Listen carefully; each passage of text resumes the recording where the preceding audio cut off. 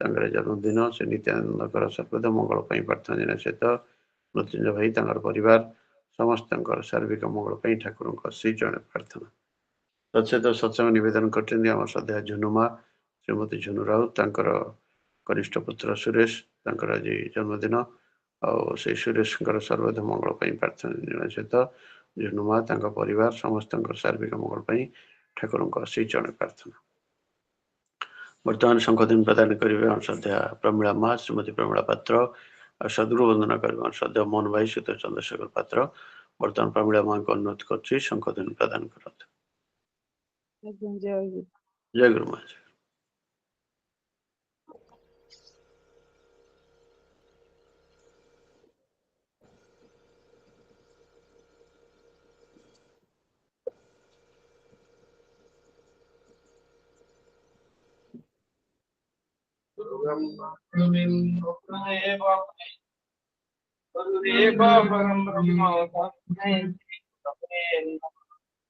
अखंड मंडलाकारं व्याप्तजेनं चराचरं तत्पादं दर्शितं तस्मै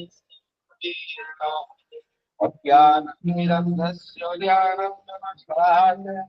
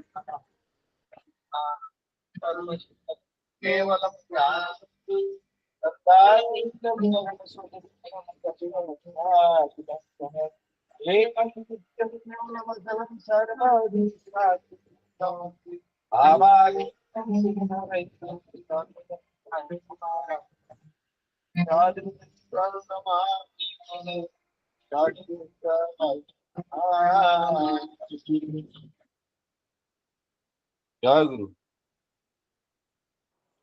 जय गुरु शंखदिन प्रदान कले श्रद्धा प्रमीला माँ श्रीमती प्रमीला पात्र सदगुरु वंदना कले श्रद्धा मोहन भाई सहित चंद्रशेखर पात्र से परिवार समस्त सार्विक मंगल ठाकुर श्री चरण प्रार्थना जय गुरु बर्तमान आम समत भाव 2 मिनट नाम जप करवा नाम समय आरंभ है।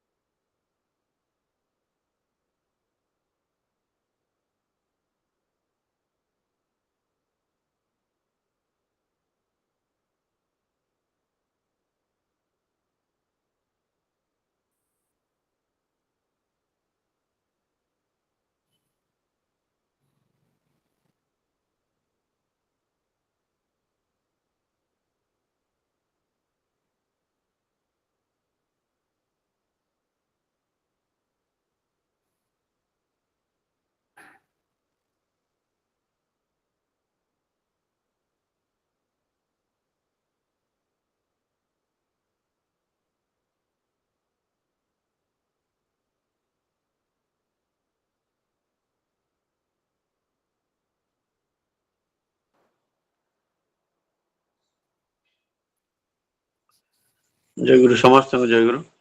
ବର୍ତ୍ତମାନ ସତ୍ୟାନ୍ୱେଷଣ ଗ୍ରନ୍ଥ ପାଠ କରିବେ ଆମର ସେମାନେ ମାଧବ ଭାଇ ସହିତ ମାଧବ ଦାସ ସତ୍ୟାନ୍ୱେଷଣ ଗ୍ରନ୍ଥ ପାଠ କରିବେ। ଜୟଗୁରୁ ଭାଇ। ଜୟଗୁରୁ। ପରମ ପ୍ରେମ ଠାକୁର ସ୍ୱସ୍ଥ ରକ୍ଷିତ ସତ୍ୟାନ୍ୱେଷଣ ଓଡ଼ିଆ ଅନୁବାଦ ଗ୍ରନ୍ଥ ପାଠ। ଯଦି ପରୀକ୍ଷାକୁ ସାହାଯ୍ୟ ଅହଙ୍କାର ନେଇ ସଦ୍ଗୁରୁ କିମ୍ବା ପ୍ରେମୀ ସାଧୁଗୁରୁଙ୍କୁ ପରୀକ୍ଷା କରିବାକୁ ଯାଅ, ତେବେ ତୁମେ ତାଙ୍କଠି କେବଳ ତୁମକୁ ହିଁ ଦେଖିବ, ଠକି ଆସିବ। ସଦ୍ଗୁରୁଙ୍କୁ ପରୀକ୍ଷା କରିବାକୁ ହେଲେ ତାଙ୍କ ନିକଟରୁ ସଂକୀର୍ଣ୍ଣ ସଂସ୍କାରବିହୀନ ହୋଇ ଭଲ ପାଇବାର ହୃଦୟ ନେଇ ଦିନ ଏବଂ ଯେତେ ଦୂର ସମ୍ଭବ ନିରହଙ୍କାର ହୋଇ ଯାଇପାରିଲେ ତାଙ୍କ ଦୟାରେ ସନ୍ତୁଷ୍ଟ ହୋଇପାରିବ। ତାଙ୍କୁ ଅହଂରୂପକ ଅଷ୍ଟି ପଥର ଦ୍ୱାରା ପଶାଯାଏ ନାହିଁ, କିନ୍ତୁ ସେ ପ୍ରକୃତ ଦୀନତା ରୂପକ ମେଣ୍ଢା ସିଂହରେ ଖଣ୍ଡ ବିଖଣ୍ଡିତ ହୁଅନ୍ତି। ହୀରା ଯେପରି କୋଇଲା ପ୍ରକୃତି ଆବର୍ଜନାରେ ଥାଏ, ଉତ୍ତମ ରୂପେ ପରିଷ୍କାର ନ କଲେ ତାହାର ଜ୍ୟୋତି ବାହାରେ ନାହିଁ, ସେ ମଧ୍ୟ ସେହିପରି ସଂସାରରେ ଅତି ସାଧାରଣ ଜୀବ ପରି ରହିଥାନ୍ତି। କେବଳ ପ୍ରେମର ପ୍ରକ୍ଷାଳନ ହିଁ ତାଙ୍କର ଦୀପ୍ତିର ଜଗତ ଉଦ୍ଭାସିତ ହୁଏ। ପ୍ରେମୀ ହିଁ ତାଙ୍କୁ ଧରିପାରେ। ପ୍ରେମୀର ସଙ୍ଗ କର, ସତ୍ସଙ୍ଗ କର, ସେ ଆପଣା ଛାଏଁ ପ୍ରକଟ ହେବେ। ଅହଙ୍କାରୀକୁ ଅହଙ୍କାରୀ ପରୀକ୍ଷା କରିପାରେ। ଗଳିତ କିପରି ଜାଣିପାରିବ? ତା ନିକଟରେ ଗୋଟାଏ କିମ୍ଭୂତ କିମ୍ବାକାର, ଯେପରି ଗଜମୂର୍ଖ ନିକଟରେ ମହାପଣ୍ଡିତ। ଜୟ ଗୁରୁ ଭାଇ। ଜୟଗୁରୁ। ସତ୍ୟାନ୍ୱେଷଣ ଗ୍ରନ୍ଥ ପାଠ କଲେ ଆମର ସେମାନେ ମାଧବ ଭାଇ ସହିତ ମାଧବ ଦାସ ତାଙ୍କର ତାଙ୍କ ପରିବାର ସମସ୍ତଙ୍କର ଶାରୀରିକ ମଙ୍ଗଳ ପାଇଁ ଠାକୁରଙ୍କ ଶ୍ରୀଚରଣ ପ୍ରାର୍ଥନା। ଜୟଗୁରୁ। ଜୟଗୁରୁ। ବର୍ତ୍ତମାନ ନାରୀ ନୀତି ଗ୍ରନ୍ଥ ପାଠ କରିବେ ଆମର ସେମାନେ ସଲିଳା ମା ଶ୍ରୀମତୀ ସଲିଳା ଜେନା ନାରୀ ନୀତି ଗ୍ରନ୍ଥ ପାଠ। ଜୟଗୁରୁ ଭାଇ। ସବୁ ଭାଇ ଓ ମାନଙ୍କୁ ଜୟଗୁରୁ। ପରମ ପ୍ରେମମୟ ପରମ ପିତା ଶ୍ରୀ ଠାକୁର ଅନୁପ ଚନ୍ଦ୍ରଙ୍କର ଶ୍ରୀମୁଖ ନିସୃତ ପବିତ୍ର ନାର ନୀତି ଗ୍ରନ୍ଥ ପାଠ। ଶିକ୍ଷା ଓ ଚରିତ୍ର ବିଧାନରେ ଭକ୍ତି। ସନ୍ତାନ ସମ୍ମୁଖରେ ଏପରି କିଛି କର ନାହିଁ ଯେଉଁଥିରେ ତାହାର ଭକ୍ତି ବା ତୁମ ପ୍ରତି ଟାଣର କୌଣସି ପ୍ରକାର ଅପଳାପ ଘଟେ। ଟାଣର ଅପଳାପରେ ତୁମର ବି କଷ୍ଟ, ତାହାର ମଧ୍ୟ ସମୂହ ବିପଦ। ତେଣୁ ତାହାର ଧାତୁ ଚରିତ୍ର ଓ ଅବସ୍ଥା ଯେପରି ତୁମଠାରେ ସବୁ ସମୟରେ ଜାଗରୁକ ଥାଏ। କୌଣସି କିଛି ଶିକ୍ଷା ଦେବାକୁ ହେଲେ ବେଶ କରି ବୁଝି ପ୍ରୟୋଜନ ଅବସ୍ଥାରେ ନଜର ରଖି ଭାବ ଓ ଭାବର ଗତିର ପ୍ରତିକ୍ରିୟା ସମୟରେ ଯଦି ବୋଧ ଓ ମୀମାଂସାକୁ ଆଣିଦେଇପାର, ଆଦର ଓ ସହାନୁଭୂତି ନେଇ ଦେଖିବ, ଶିକ୍ଷା ତାହାର ଚରିତ୍ରକୁ ସହଜରେ ହିଁ ସ୍ପର୍ଶ କରିଅଛି। ବାଣୀ ସଂଖ୍ୟା 164। ଜୟଗୁରୁ। ଜୟଗୁରୁ। ଜୟଗୁରୁ। ନାରୀ ନୀତି ଗ୍ରନ୍ଥ ପାଠ କଲେ ଆମର ସେମାନେ ସଲିଳା ମା ଶ୍ରୀମତୀ ସଲିଳା ଜେନା ତାଙ୍କର ତାଙ୍କ ପରିବାର ସମସ୍ତଙ୍କର ଶାରୀରିକ ମଙ୍ଗଳ ପାଇଁ ଠାକୁରଙ୍କ ଶ୍ରୀଚରଣ ପ୍ରାର୍ଥନା। ଜୟଗୁରୁ। ଜୟଗୁରୁ। ବର୍ତ୍ତମାନ ଶାସ୍ତ୍ର ସଦାଚାର ସୂତ୍ର ଗ୍ରନ୍ଥ ପାଠ କରିବେ ଆମର ସଦା ସଞ୍ଜୟ ଭାଇ ସହିତ ସଞ୍ଜୟ କୁମାର ମହାପାତ୍ର ସଦାଚାର ସୂତ୍ର ଗ୍ରନ୍ଥ ପାଠ କରିବେ। ଜୟଗୁରୁ। ଜୟଗୁରୁ। ପରମ ପ୍ରେମ ଯୁବ ଶ୍ରୀ ଠାକୁରଙ୍କ ଶ୍ରୀମୁଖ ନିଶ୍ଚିତ ପବିତ୍ର ସ୍ୱାସ୍ଥ୍ୟ ଓ ସଦାଚାର ସୂତ୍ର ଗ୍ରନ୍ଥ ପାଠ। ସଙ୍ଗତି ତାତ୍ପର୍ଯ୍ୟର ସହିତ ସ୍ଥୂଳ ହିଁ ହେଉ ଆଉ ସୂକ୍ଷ୍ମ ହିଁ ହେଉ ବିହିତ ବିନ୍ୟାସ ନେଇ କେତେବେଳେ କାହା ସାଥିରେ କିପରି ଭାବେ ସଙ୍ଗତି ସ୍ଥାପନ କରିବାକୁ ହୁଏ ତାହା ନିର୍ଣ୍ଣୟ କରିବା ମୁସ୍କିଲ ହୋଇ ବା ପାରେ ନା। ଏହିପରି କରି ବିଧାନ ଗୁଡ଼ିକ ମଧ୍ୟ ବ୍ୟତିକ୍ରମ ଦୁଷ୍ଟ ହୋଇ ଉଠେ, ଯହିଁରେ ଜୀବନ ସ୍ୱତ୍ୱ ମଧ୍ୟ ସେହି ସଙ୍ଗତି ହରା ହୋଇ ଚାଲେ। କ୍ରମେ ହିଁ ସ୍ୱଳ୍ପାୟୁ ହୋଇ ଉଠୁଥାଏ ଶରୀର ମନର ସୁଧା ସଙ୍ଗତି ବି ରହେ ନା, ବିବେଚନା ବିନ୍ୟାସଶୀଳ ହୁଏ ନା। ଏହିପରି କରି ଯାହା କିଛି ପ୍ରମତ୍ତତା ଆସି ସତ୍ତାକୁ ସଂକ୍ଷିପ୍ତ କରି ତୋଳେ, ଏହି ହେଉଛି ପ୍ରକୃତ କଥା। ବାଣୀ ସଂଖ୍ୟା 90। ଦାଦା ଓಂ ଶାନ୍ତି। ଜୟଗୁରୁ। ସମସ୍ତଙ୍କୁ ଜୟଗୁରୁ। ଦାଦା ମା ମାନଙ୍କୁ ଗୁରୁ। ଶାସ୍ତ୍ର ସଦାଚାର ସୂତ୍ର ଗ୍ରନ୍ଥ ପାଠ କଲେ ଆମର ସଦା ସଞ୍ଜୟ ଭାଇ ସହିତ ସଞ୍ଜୟ କୁମାର ମହାପାତ୍ର ତାଙ୍କର ତାଙ୍କ ପରିବାର ସମସ୍ତଙ୍କର ଶାରୀରିକ ମଙ୍ଗଳ ପାଇଁ ଠାକୁରଙ୍କ ଶ୍ରୀଚରଣ ପ୍ରାର୍ଥନା। ଜୟଗୁରୁ। ବର୍ତ୍ତମାନ ଆମେ ଭଜନ ଆରମ୍ଭ କରିବା। ପ୍ରଥମ ଭଜନ ପରିବେଷଣ କରିବେ ଆମର ଶ୍ରଦ୍ଧା ମୋହନ ଭାଇ ସହିତ ଚନ୍ଦ୍ରଶେଖର ପାତ୍ର। ଦ୍ୱିତୀୟ ଭଜନ ପରିବେଷଣ କରିବେ ଆମର ଶ୍ରଦ୍ଧା ବିଷ୍ଣୁ ଭାଇ ସହିତ ବିଷ୍ଣୁଚରଣ ପରିଡ଼ା। ତୃତୀୟ ଭଜନ ପରିବେଷଣ କରିବେ ଆମର ଶ୍ରଦ୍ଧା ଗାୟତ୍ରୀ ମା ଗାୟତ୍ରୀ ଦାସ। ଚତୁର୍ଥ ଭଜନ ପରିବେଷଣ କରିବେ ଆମର ଶ୍ରଦ୍ଧା ତପୋଇ ମା ଶ୍ରୀମତୀ ତପୋଇ ନାୟକ। ପଞ୍ଚମ ଭଜନ ପରିବେଷଣ କରିବେ ଆମର ଶ୍ରଦ୍ଧା ସୁଷମା ମା ଶ୍ରୀମତୀ ସୁଷମା ସାହୁ। ବର୍ତ୍ତମାନ ଅନୁରୋଧ କରୁଛି ଆମର ବିଷ୍ଟ କଣ୍ଠଶିଳ୍ପୀ ଅଂଶଦେବ ମୋହନ ଭାଇ ଶ୍ରୀଯୁକ୍ତ ଚନ୍ଦ୍ରଶେଖର ପାତ୍ର ପ୍ରଥମ ଭଜନ ପରିବେଷଣ କରିବେ। ଜୟ ଗୁରୁ।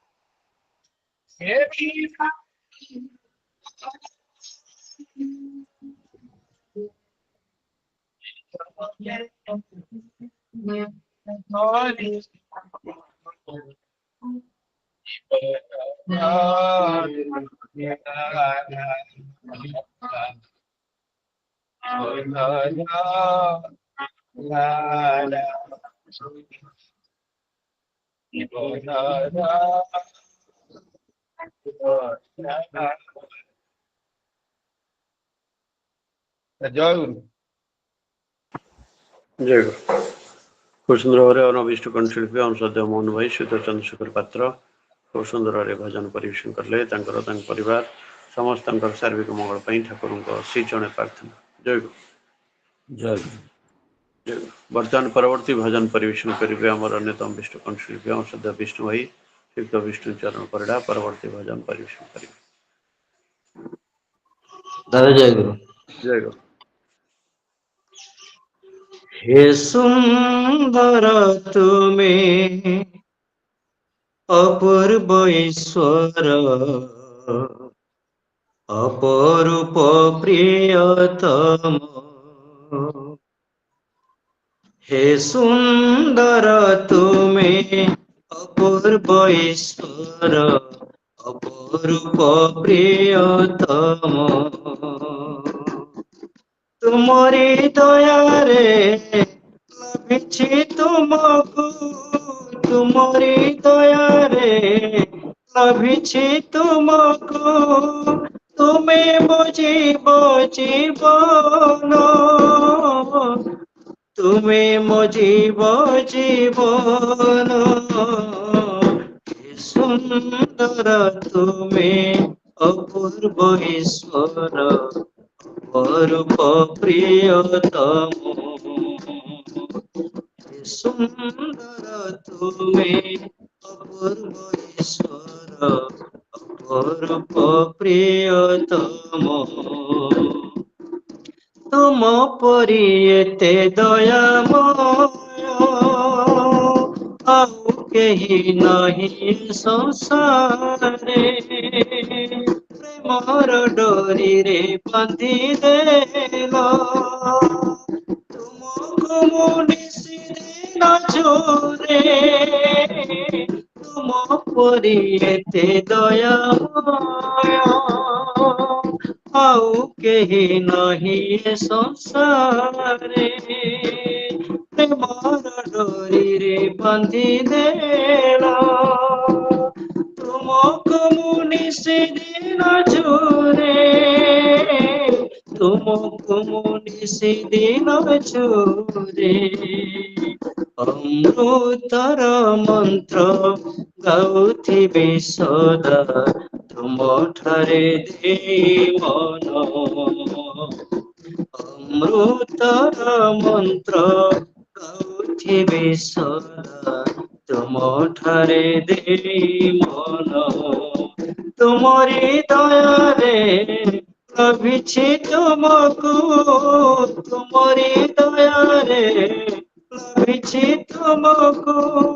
ତୁମେ ମୋ ଜୀବନ, ତୁମେ ମୋ ଜୀବନ। ସୁନ୍ଦର ତୁମେ ଅପୂର୍ବ ଈଶ୍ୱର ଅପରୂପ ପ୍ରିୟତମ।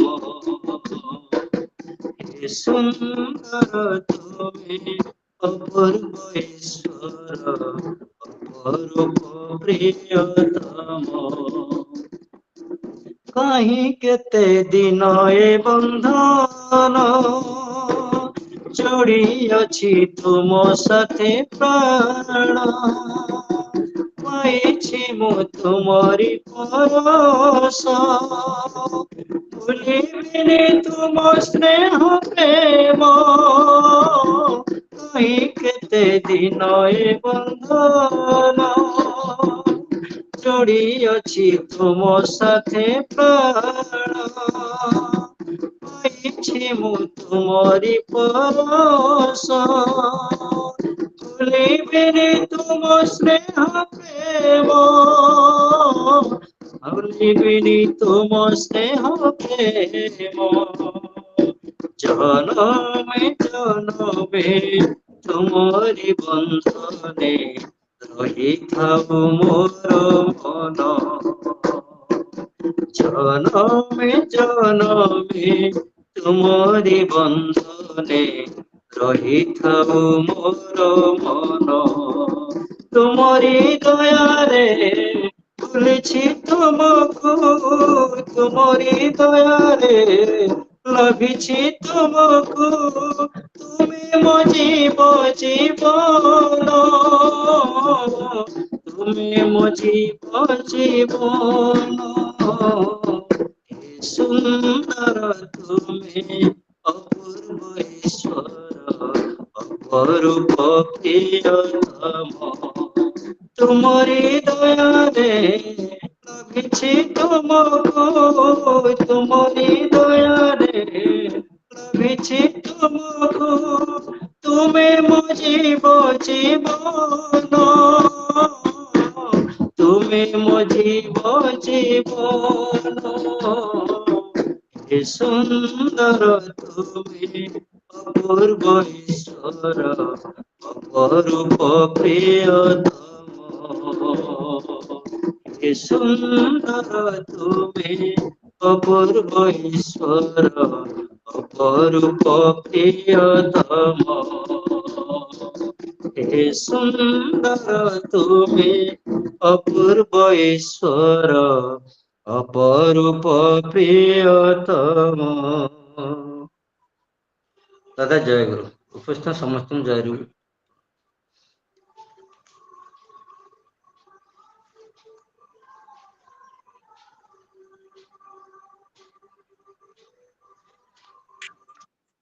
ଜୟ ଗୁରୁ। ଖୁବ ସୁନ୍ଦର ଭାବରେ ଆମର ବିଷ୍ଟ କଣ୍ଠଶିଳ୍ପୀ ଅଂଶଧ ବିଷ୍ଣୁ ଭାଇ ସୁଧ ବିଷ୍ଣୁ ଚରଣ ପରିଡ଼ା ଖୁବ ସୁନ୍ଦର ଭାବେ ଭଜନ ପରିବେଷଣ କଲେ। ତାଙ୍କ ପରିବାର ସମସ୍ତଙ୍କର ସାର୍ବିକ ମଙ୍ଗଳ ପାଇଁ ଠାକୁରଙ୍କ ଅଶେଷ ଜଣେ ପ୍ରାର୍ଥନା। ଜୟ ଗୁରୁ। ବର୍ତ୍ତମାନ ପରବର୍ତ୍ତୀ ଭଜନ ପରିବେଷଣ କରିବେ ଆମର ଅନ୍ୟତମ ବିଷ୍ଟ କଣ୍ଠଶିଳ୍ପୀ ଆମର ସଦ୍ୟ ଗାୟତ୍ରୀ ମା ଗାୟତ୍ରୀ ଦାସ ପରବର୍ତ୍ତୀ ଭଜନ ପରିବେଷଣ କରିବେ। ଜୟ ଗୁରୁ ଦାଦା। ଜୟ ଗୁରୁ।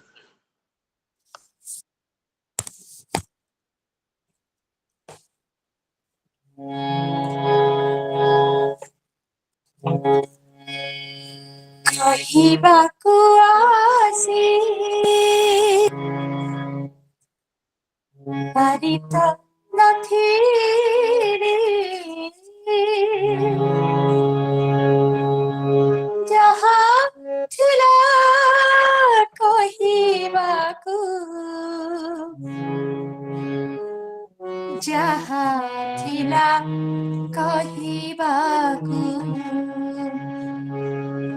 କହିବାକୁ ଆସି ପାରି ତ ନଥିଲି କହିବାକୁ ଆସି ପାରି ତ ନଥିଲି ଯାହା ଥିଲା କହିବାକୁ ଯାହା ଥିଲା କହିବାକୁ ବିଭୋର ଅନ୍ତରେ ରହିଥିଲା ଚାହିଁ ବିଭୋର ଅନ୍ତରେ ରହିଥିଲି ଯାଇ ତୁମ ଶ୍ରୀମୁଖ ଶୋଭାକୁ ତୁମ ଶ୍ରୀମୁଖ ଶୋଭାକୁ କହିବାକୁ ଆସି ପାରି ତ ନଥିଲି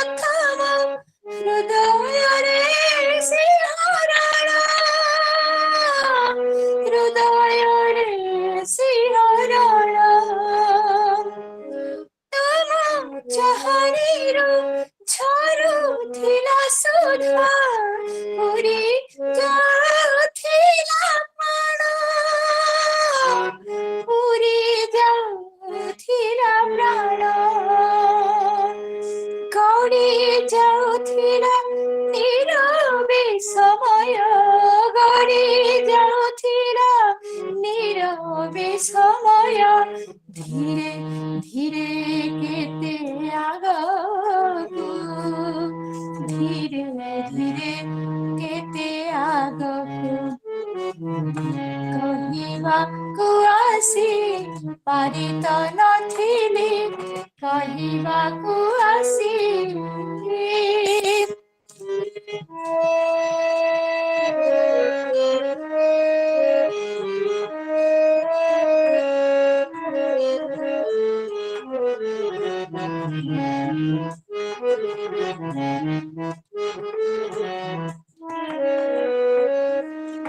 ସେଇ ମୋର ଥିଲା ପ୍ରଥମ ଦର୍ଶନ ତୁମ ସାଥେ ପରିଚୟ ତୁମ ସାଥେ ପରିଚୟ ସେଇ ମୋର ଥିଲା ଅଶ୍ରୁ ପୁଲକ ହୃଦୟର ବିନିମୟ ହୃଦୟର ବିନିମୟ ଅଜାଣତେ ମୋର ସ୍ମୃତିର ମନ୍ଦିରେ ଅଜାଣତେ ମୋର ସ୍ମୃତିର ମନ୍ଦିରେ ଆଙ୍କିଥିଲି ତୁମ ଛବିକୁ ଆଙ୍କିଥିଲି ତୁମ ଛବିକୁ କହିବାକୁ ଆସି ପାରି ତ ନଥିଲି ଯାହା ଥିଲା କହିବାକୁ ଯାହା ଥିଲା କହିବାକୁ ବିଭୋର ଅନ୍ତରେ ରହିଥିଲି ଚାହିଁ ବିଭୋର ଅନ୍ତରେ ରହିଥିଲି ଚାହିଁ ତୁମ ଶ୍ରୀମୁଖ ଶୋଭାକୁ ତୁମ ଶ୍ରୀମୁଖ ଶୋଭାକୁ ତୁମ ଶ୍ରୀମୁଖ ଶୋଭାକୁ ତୁମ ଶ୍ରୀମୁଖ ଶୋଭାକୁ ଯାହା ଥିଲା କହିବାକୁ ଯାହା ଥିଲା କହିବାକୁ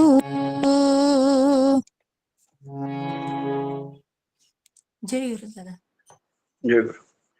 খুব সুন্দর সুমধুর স্বরিত কণ্ঠরে আমার অভিষ্ট কণ্ঠশিল্পী আমার গায়ত্রী মা গায়ত্রী দাস খুব সুন্দর ভাবে আমার সম্মানীয় তপোধন পଣ୍ଡା ଠାକୁରଙ୍କ ସହ ପ୍ରତିନିଧି ତପୋଧନ ପଣ୍ଡାଙ୍କର ବିରଚିତ ଏହି ଖୁବ ସୁନ୍ଦର ଭାବରେ ପରିବେଷଣ କଲେ ତାଙ୍କ ପରିବାର ସମସ୍ତଙ୍କର ସାର୍ବିକ ମଙ୍ଗଳ ପାଇଁ ଠାକୁରଙ୍କ ଶ୍ରୀ ଚରଣ ପ୍ରାର୍ଥନା। ଜୟ ଗୁରୁ। ଜୟ ଗୁରୁ। ଜୟ ଗୁରୁ। ବର୍ତ୍ତମାନ ପରବର୍ତ୍ତୀ ଭଜନ ପରିବେଷଣ କରିବେ ଆମର ଅନ୍ୟତମ ବିଷ୍ଟ କଣ୍ଠଶିଳ୍ପୀ ଆମ ସଦା ଗାୟତ୍ରୀ ମା ଶ୍ରୀମତୀ ତପୋଇ ମା ଶ୍ରୀମତୀ ତପୋଇ ନାୟକ ପରବର୍ତ୍ତୀ ଭଜନ ପରିବେଷଣ କରିବେ। ଭାଇ ଜୟ ଗୁରୁ। ଜୟ ଗୁରୁ ମା। हे प्रिय प्रेममय हे विश्व विहारी हे प्रिय प्रेममय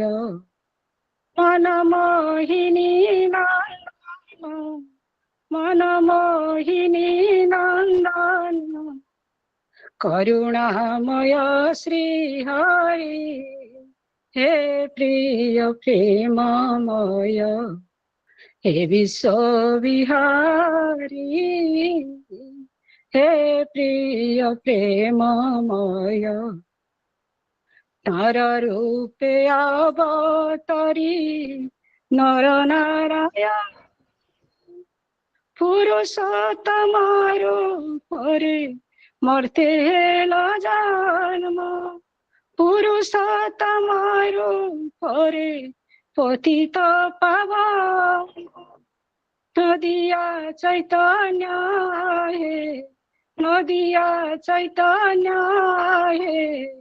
गोलक विहारी हे प्रिय प्रेममय हे विश्व विहारी हे प्रिय प्रेममय जुग अवतारे तुमे लीला करियाछ अनुकूल रूपे तुमे मूर्ति विराजिछ जुग अवतारे तुमे लीला करियाछ अनुकूल रूपे तुमे मूर्ति विराजिछ वंशा कल्प तरुआए वंशा कल्प तरुआए जीवन नौरी हे प्रिय प्रेममय हे विश्व विहारी हे प्रिय प्रेममय अनंत किशोरी संगे करियछ लीला निताई गौरंग साथे रचि भाव लीला अनंत किशोरी संगे करियछ लीला निताई गौरंग संगे रचि भाव लीला हे कृष्ण हे गोविंद हे कृष्ण हे गोविंद हे मुरलीधारी हे प्रिय प्रेममय हे विश्व विहारी हे प्रिय प्रेममय मनमोहिनी नंदन मनमोहिनी नंदन करुणामय श्री हरि हे प्रिय प्रेममय हे विश्व विहारी हे प्रिय प्रेममय हे विश्व विहारी हे प्रिय प्रेममय हे विश्व विहारी हे प्रिय प्रेममय भाई जय गुरु समस्त को जय गुरु जय गुरु खूब सुंदर समुद्र कंठरे आम विष्ट कंठशिल्पी आम श्रद्धा तपई मा श्रीमती तपई नायक खूब सुंदर भजन परिवेशन कले परिवार समस्त सार्विक मंगल ठाकुर श्री चरण प्रार्थना जय गुरु वर्तमान परवर्ती भजन परिवेशन करेंगे आम अन्यतम विष्ट कंठशिल्पी आम श्रद्धा सुषमा श्रीमती सुषमा साहू परवर्ती भजन परिवेशन करेंगे जय गुरु दादा जय उपस्थित समस्त दादा माँ मानक जय गुरु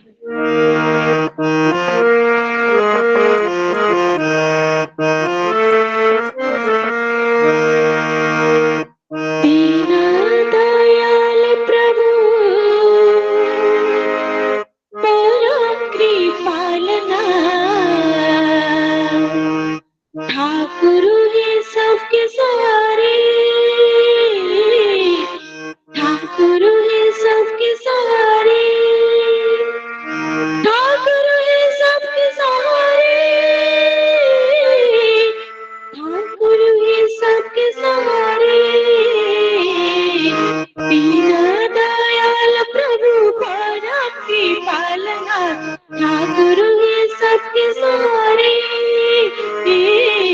ठाकुर है सबके सहारे ठाकुर है सबके सहारे ठाकुर है सबके सहारे दीन दयाल प्रभु परम कृपालना ठाकुर है सबके सहारे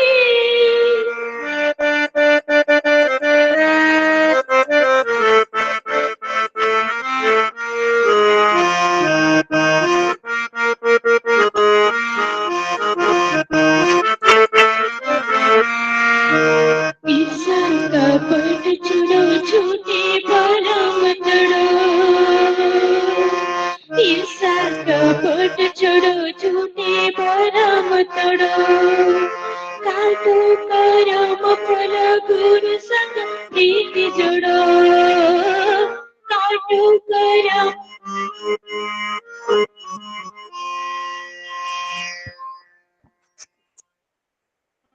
नफरत की दुनिया में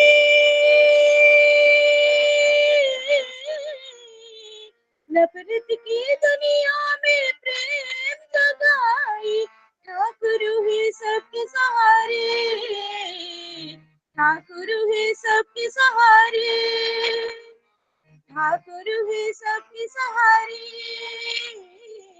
ठाकुर है सबके सहारे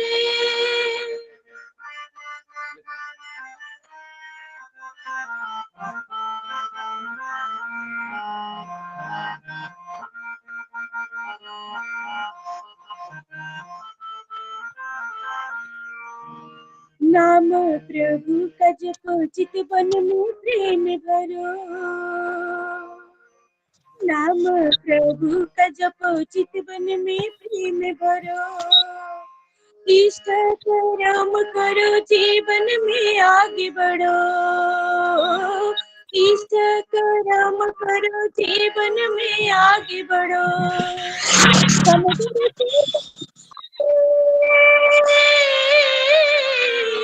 समुद्र से करुणा में भक्ति बढ़ा ले ठाकुर है सबके सहारे ठाकुर है सबके सहारे ठाकुर है सबके सहारे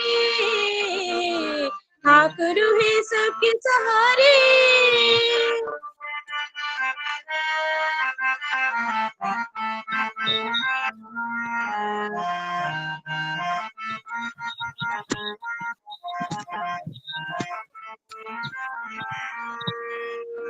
परम पुरुष ठाकुर प्राणनाथ जग प्यारे परम पुरुष ठाकुर प्राणनाथ जग प्यारे प्रीतम चरण दास सदगुरु है रखवारे प्रीतम चरण दास सदगुरु है रखवारे पुरुषोत्तम चरणों में पुरुषोत्तम चरणों में प्रेम लगाए ठाकुर है सबके सहारे ठाकुर है सबके सहारे दीन दयाल प्रभु परम कृपालु ठाकुर है सबके सहारे ठाकुर है सबके सहारे ठाकुर है सबके सहारे ठाकुर है सबके सहारे दयाल प्रभु परम कृपालु ठाकुर है सबके सहारे ठाकुर है सहारे ठाकुर है सबके ठाकुर है सबके सहारे दादा जय खूब सुंदर भाव आम विष्णुकम शिल्पी मोर अध्याय सुषमा श्रीमती सुषमा साहू खूब सुंदर समग्र सलित कंठरे भजन परिवेशन कले आमर सुमन दयानिधि भाई ठाकुर पवित्र पांडुरंग कर्मी हारमोनियम सहायतार सुषमा दयानिधि भाई परिवार समस्त सर्वदा मंगल ठाकुर को अशी जड़े प्रार्थना जय गुरु जय गुरु जय गुरु वर्तमान कीर्तन परिवेशन करेंगे हमारे श्रद्धा विनय भाई गुण कुमार प्रधान और परिवार कीर्तन परिवेशन करेंगे जय गुरु दादा आरो नाम नल जाल रे प्राणर प्रदीप जाल ग्रामरे नगरे प्रति घरे घरे भाई रे ग्रामरे नगरे प्रति घरे घरे आनंद अमृत ढाल रे आनंद अमृत ढाल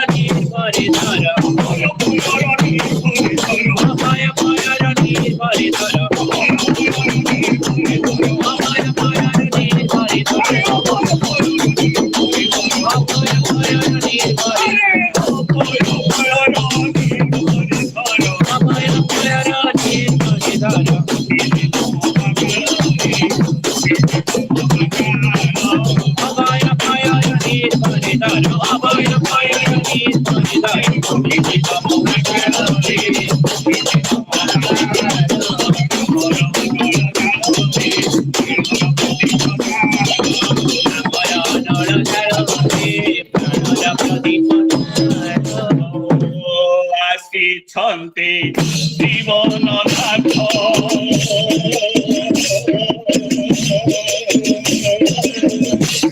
ସେହି ସତ୍ୟ ଆଲୋକ ଆସିଛନ୍ତି ଜୀବନନାଥ ସେହି ସତ୍ୟ ଆଲୋକ ଜୀବନନାଥ ସେହି ସତ୍ୟ ଆଲୋକ ଆସିଛନ୍ତି ଜୀବନନାଥ ସେହି ସତ୍ୟ ଆଲୋକ ପଥ ସର୍ବଜୀବେ ଦିଅରେ ଗତି କାବିନୁ ଗତି ନାହିଁ ସର୍ବଜୀବେ ଦିଅରେ ଗତି କାବିନୁ ଗতি ନାହିଁ ସର୍ବଜୀବେ ଦିଅରେ ଗତି কাবিনো গতি নাহি সর্বজীবে প্রিয়রে গতি কাবিনো গতি নাহি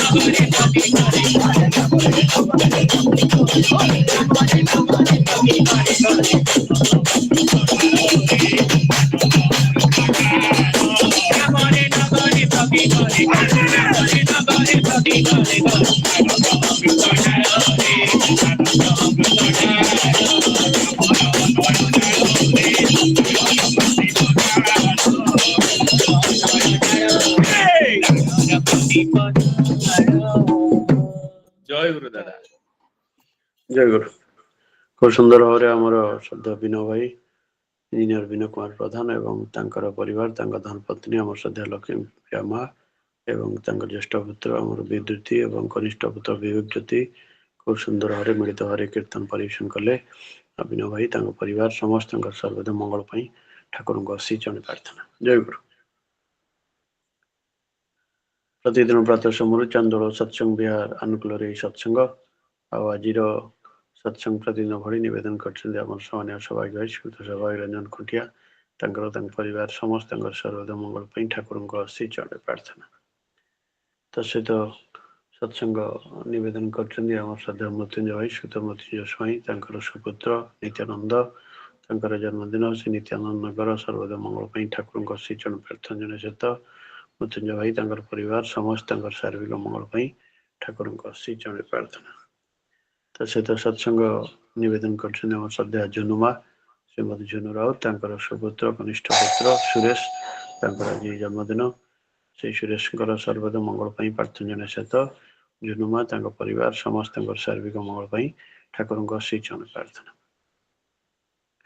प्रतिदिन भली आम सत्संग अनेक पूज्य रीतिक दुर्जो जाजक गुरु भाई माने माँ मैंने योगदान कर प्रतिदिन भली आम ठाकुर सप्रतिक पूज्य सर्वश्री अशोक कुमार मल्लिक विजयभूषण मिश्र विचितानंद आचार्य ब्रजबंधु बेहरा डॉक्टर नगेन्द्रनाथ स्वाई डॉक्टर सीताकांत दास डॉक्टर सुमोद कुमार मिश्र डॉक्टर पवित्र कुमार मेखप दिवाकर स्वाई इंजीनियर काशीनाथ त्रिपाठी इंजीनियर सच्चिदानंद Mallik engineer Shashank Shekhar Behera engineer Sharad Kumar Das engineer युवराज प्रसाद जगदीश चंद्र साहू कैलाश चंद्र बेहरा निमाई चरण दास परेश्वर जेना प्रभात कुमार साहू प्रशांत कुमार सिंह परशुराम माणिक रमेश चंद्र नायक रघुनाथ बस्तिया रजनीकांत पंडा रवीन्द्रनाथ प्रधान संतोष कुमार षडंगी सुभाष चंद्र दास ताराकांत बेहरा प्रोफेसर गुलशन लेखा प्रोफेसर हृदय त्रिपाठी एभली अनेक पूज्य रीति मैंने जोग देते परवर्ती अवस्था आदि किए जोग देते हुए तो देखी न थाईपे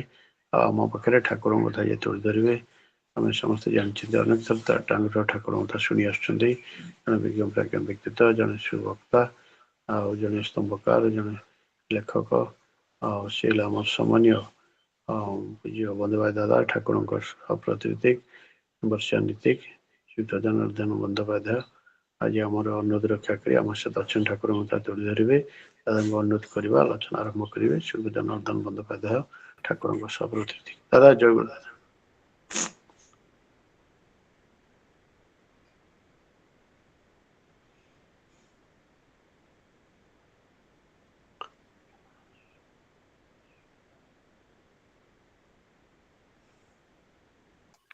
हाँ केते संजय कहबी दादा जय गुरु दादा। हाँ दादा 7:40 पर्यंत कही परिबे 7:40 पर्यंत कही परिबे। परम प्रेममय श्री श्री ठाकुर को श्री चरण प्रणाम।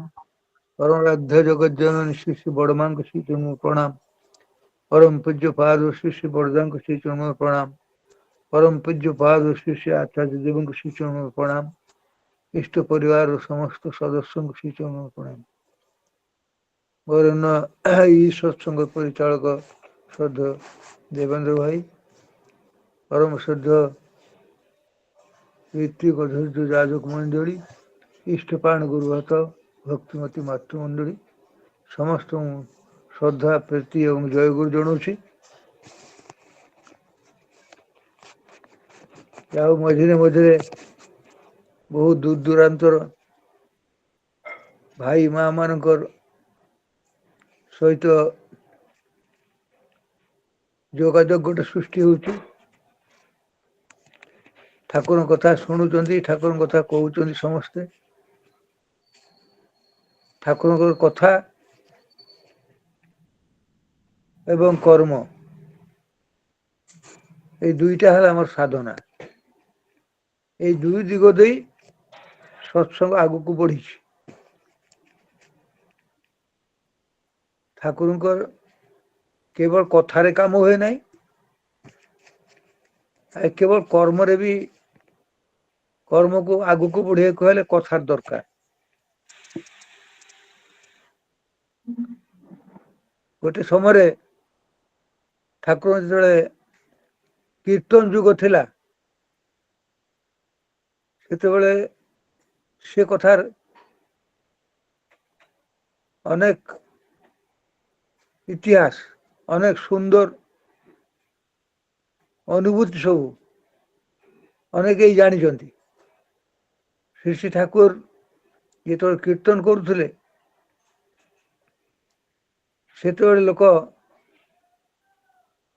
ତାର ଅନେକ କିଛି ମନେ ନାହିଁ, କୋଉଠି କୋଉଠି ଟିକେ ଲେଖା ହେଇକି ରହିଛି।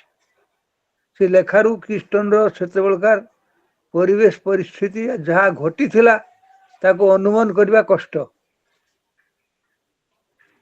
ଏବଂ ଜାଣିଲେ ମଧ୍ୟ ବିଶ୍ୱାସ କରି ହୁଏ ନାହିଁ।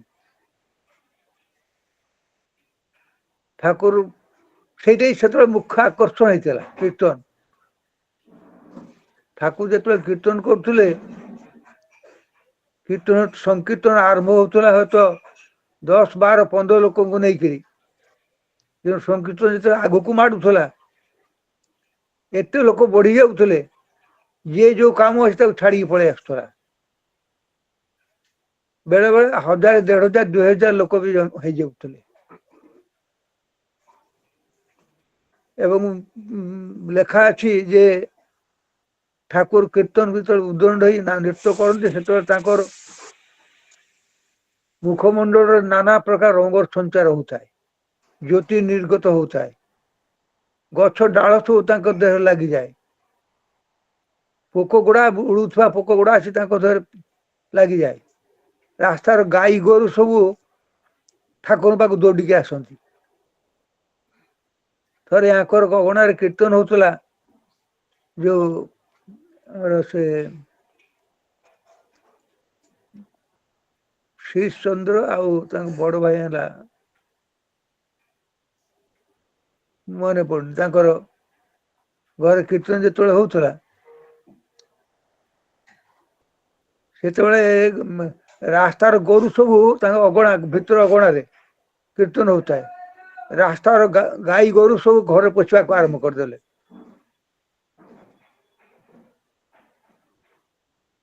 ସେଠୁ କବାଟ ବନ୍ଦ କରି କୀର୍ତ୍ତନ ହେଲା। ଏଇ ଯୋଉ ଠାକୁରଙ୍କର ଆଉ ସେମିତି ମଣିଷର ଉପରେ ଆକର୍ଷଣ ଥିଲା। ଯେତେବେଳେ ଜୀବଜନ୍ତୁ, ଗଛପତ୍ର, ଗାଈକୁ ଯିଏ ଆକର୍ଷଣ କରୁଛନ୍ତି, ମଣିଷ ଉପରେ କିଏ ଆକର୍ଷଣ ପ୍ରଭାବ, ଯିଏ ଆସେ ଫେରି ପାରେ ନାହିଁ, ଏମିତି ଅବସ୍ଥା। ସେଇ ଅବସ୍ଥାରେ ବହୁତ ଲୋକ କେବଳ ଏଇଥିରେ ମସଗୁଲ ହେଇକି ଠାକୁରଙ୍କ ସହିତ ଆସି ରହିଗଲେ। ଡେଲି ରୁଟିନ ଥିଲା, ଠିକ ସନ୍ଧ୍ୟା ଆସିଲେ ସମସ୍ତେ ଆସି ପହଞ୍ଚିଯିବେ, କାହା ହାତରେ ଖୋଳ, କାହା ହାତରେ ଗିନି, କାହା ହାତରେ କରତାଳ, କାହା ହାତରେ ଡ୍ରମ, କାହା ହାତରେ ନାନା ପ୍ରକାର ଯନ୍ତ୍ର ନେଇକି ତାପରେ କୀର୍ତ୍ତନ ଆରମ୍ଭ ହବ।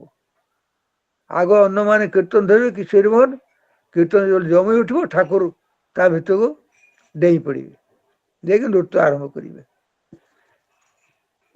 ଏମିତି ବହୁତ ଦିନ ଚାଲିଲା ଏବଂ ସେ କୀର୍ତ୍ତନ ଷ୍ଟେଜରେ ଠାକୁର ବହୁତ ଜାଗାକୁ ମଧ୍ୟ ଯାଇଛନ୍ତି। ଚାଲି ଚାଲି ଯାଇଛନ୍ତି ଏଠିକି ଯୋଉ ବର୍ତ୍ତମାନ ଯୋଉଟା ମନ୍ଦିର ହେଇଛି ଚକ୍ରତୀର୍ଥ, ସେଟା ସେ ମଜିଲପୁରରୁ ଚକ୍ରତୀର୍ଥ ପ୍ରାୟ 10 କିଲୋମିଟର ଚାଲିକି ଦୌଡ଼ିକି ଯାଇଛନ୍ତି ସାଙ୍ଗେ ସାଙ୍ଗେ।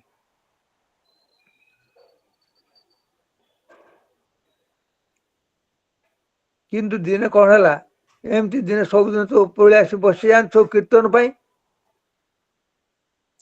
ଦିନେ କଣ ଆଉ ଠାକୁର ଉଠିଲେନି କୀର୍ତ୍ତନ ପାଇଁ।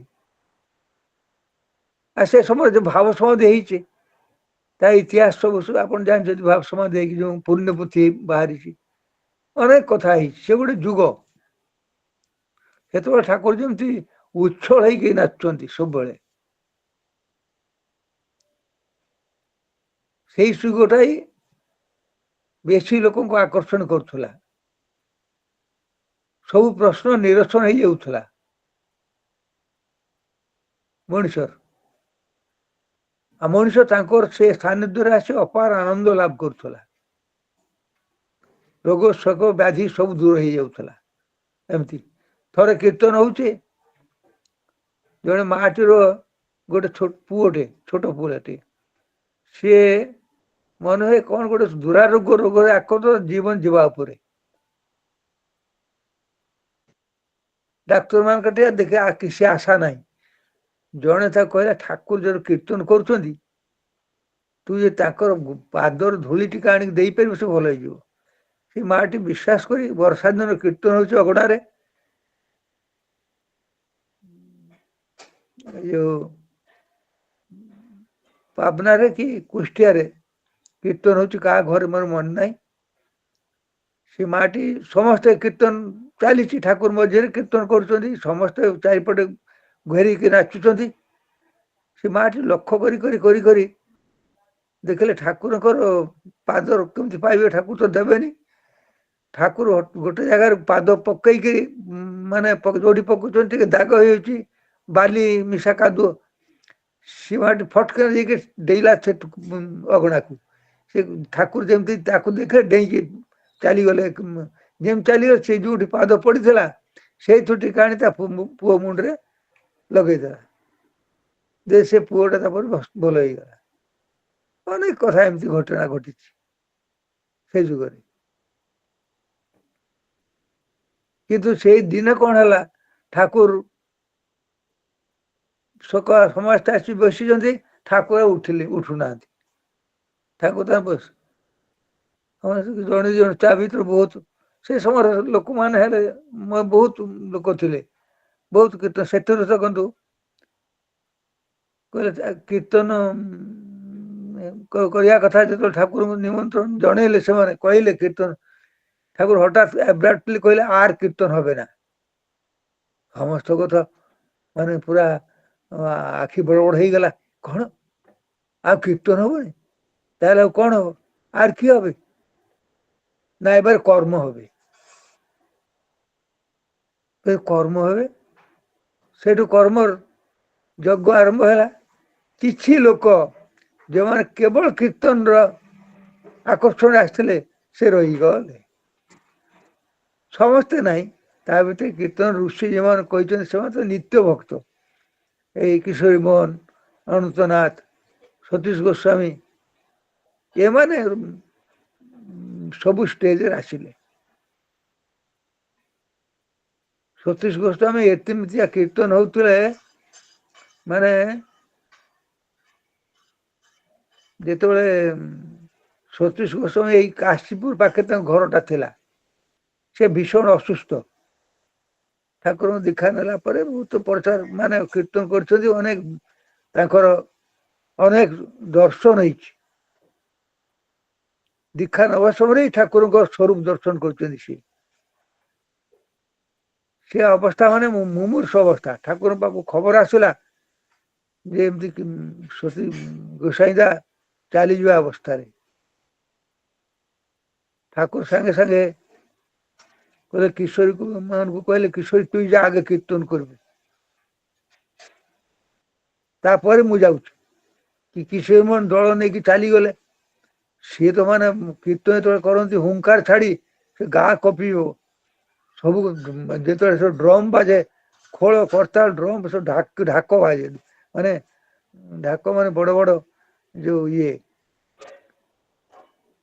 ସିଏ ତ ଗାଁ ମୁଣ୍ଡରେ ବାଜିଲା। ସମସ୍ତେ କହିଲେ ଏସବୁ ଆସିଲେଣି କୀର୍ତ୍ତନ, ଇଏ ଲୋକଟା ତ ଏମିତି ଯିବ ସୁକୁ ସୁକୁ ହଉଛି, କିଏ ସୁଗ ସାଇଦା, ଏଇ ଯୋଉ ପ୍ରବଳ ଶବ୍ଦ କରି ଆସୁଛନ୍ତି, ଯାହାଟା ପ୍ରାଣଟା ଚାଲିଯିବ। ସେମାନେ ଯାଇ ଗାଁ ମୁଣ୍ଡରେ କହିଲେ ଆପଣ ଟିକେ ଆସନ୍ତୁନି, ସେ ରୋଗୀ ଅବସ୍ଥା ଅନ୍ତ କ୍ରିଟିକାଲ ଅବସ୍ଥାରେ ଅଛି। ସିଏ କିଶୋରୀ ମାନେ ଶୁଣିବା କଥା, ଠାକୁର ସେ ହୁଙ୍କାର ଛାଡି ମାଡି ଚାଲିଗଲେ ଗୋସାଇଦା ଘରକୁ। ଗୋସାଇଦା ଯୋଉ ଶୋଇଥିଲେ ବିଛଣାରେ, ଗୋଟିଏ ଚିଲା ମାରି একদম ଆସିକି ଦାଣ୍ଡରେ ପଡିଲେ ଡିଆଁ ମାରିକି। ଆଉ ସମସ୍ତେ କହିଲେ ଇଏ ମରିବା ପୂର୍ବରୁ ୟାର ଗୋଟେ ଡିଲିରିୟମ, ମାନେ ଗୋଟେ ଉନ୍ମାଦ ଅବସ୍ଥା ଆସିଯାଇଛି, ଏଥର ପଡିକି ମରିଯିବ ଏଥର। ସିଏ ଆଉ ମରିବେ କଣ, ସେ ନାଚିଲେ କୀର୍ତ୍ତନରେ। ଆଉ କୀର୍ତ୍ତନରେ ନାଚି ଏମିତିଆ ନାଚିଲେ ଯେ ଦିଟା ଲୋକ ଦିଟା ଡ୍ରମ୍ ବଜଉଥିଲେ, ମାନେ ପୁରା ଝୁଙ୍ଗା ଲୋକ। ସେ ଦି ଲୋକ ଦି କାଖ ତାଳେ ନାଚି ମାନେ ଜାକି କରି ନାଚିଲେ।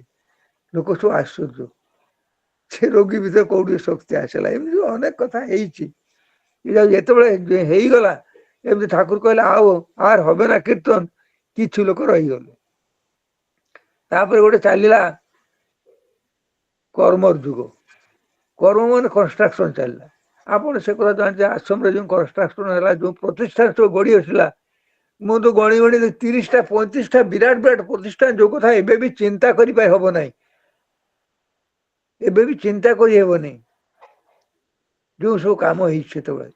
ଏ ସେମିତି ବୈଜ୍ଞାନିକ କୃଷ୍ଣପ୍ରସାଦ ଭଟ୍ଟାଚାର୍ଯ୍ୟ ଆଉ ଯୋଉ ଗୋପାଳ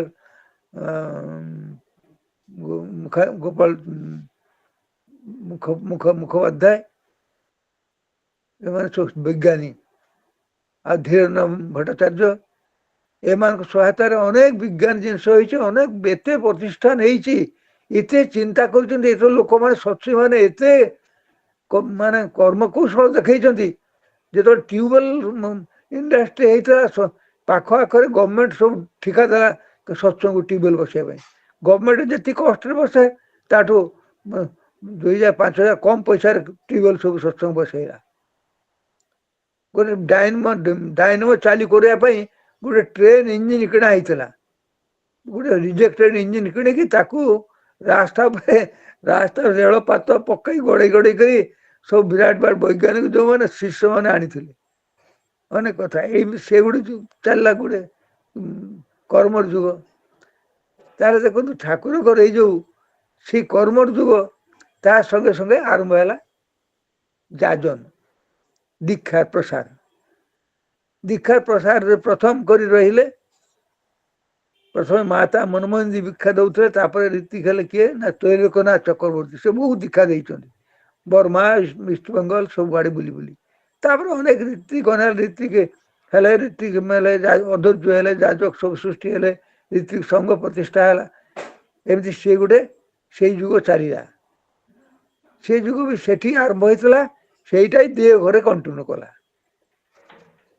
ସେଇ ଯୋଉ କର୍ମ ମାଧ୍ୟମରେ ଧର୍ମ ସାଧନ, ଯୋଉଟା ଠାକୁର ସେତେବେଳେ ଆରମ୍ଭ କରିଥିଲେ, କର୍ମ ମାଧ୍ୟମ ଧର୍ମ ସାଧନ, ସେଇଟା ନେଇକରି ଆସିଲା ସତ୍ସଙ୍ଗ ଦେହ ଘରକୁ। କିନ୍ତୁ ବେଶୀ ଜୋର ରହିଲା ଠାକୁରଙ୍କର ଦୀକ୍ଷାର ଉପରେ, ଭାବଧାରା ପ୍ରସାଦ ଉପରେ। ଏଠି ଦୀକ୍ଷାର ଉପରେ ଦେଖନ୍ତୁ, ଦୀକ୍ଷା ପାଇଁ ଲୋକଙ୍କ ପାଖରେ ଯାଜନ ଠାକୁର କହିଛି 2ଟା ପ୍ରକାର ଯାଜନ। ଗୋଟେ ହଉଛି ଜ୍ଞାନର ଯାଜନ, ଗୋଟେ କର୍ମର ଯାଜନ। ଜ୍ଞାନର ଯାଜନ ସାଧାରଣତଃ ଆମେ ଯୋଉ କଥା କହୁ ସେଟା ଜ୍ଞାନ, ସେଇ ଜ୍ଞାନଟା ସବୁ ଠାକୁରଙ୍କୁ ଉଠାଉ। ଆମେ ଯୋଉ ଜ୍ଞାନ ସତ୍ସଙ୍ଗରେ ଯୋଉ ବ୍ୟକ୍ତି ଦାଦା ମାନେ ଯାଜନ କରନ୍ତି, ତାର 95% କେବଳ ଠାକୁରଙ୍କଠୁ ଆଣନ୍ତି, କେବଳ ଠାକୁରଙ୍କଠୁ।